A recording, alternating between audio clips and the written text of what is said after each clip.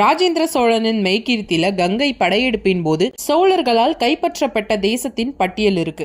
இதுல முக்கியமான பாயிண்ட், ராஜேந்திர சோழன் இந்த படையெடுப்புக்கு போல அவங்க தம்பி அரையன் ராஜராஜன் தான் போனாங்க.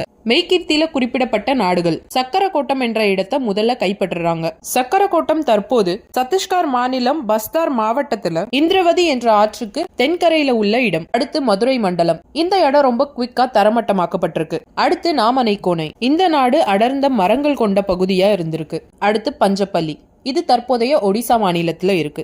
இந்த நாட்டு வீரர்கள் எதிர்த்து சோழர்கள் மேல அம்பு மழை பொழிஞ்சதா மெய்கீர்த்தியில குறிப்பிருக்கு. அடுத்து மாசுனி தேசம். நாகர் மரபினருக்கு உரியது என்று கூறப்படும் இடம். இந்த இடம் பசுமை வயல்களால நிறைஞ்சிருந்ததாகவும் குடும்ப பொக்கிஷங்கள் ஒரு பெரிய குவியல் இருந்ததாகவும் வேறு பல பொக்கிஷங்களும் இருந்ததாகவும் அதையெல்லாம் சோழர்கள் சோழத்துக்கு எடுத்துட்டு வந்ததாகவும் மெய்கீர்த்தியில குறிப்பிருக்கு. 5 முடிஞ்சிருக்கு. இன்னும் 7 நாடுகளை பத்தி அடுத்த வீடியோல பார்க்கலாம்.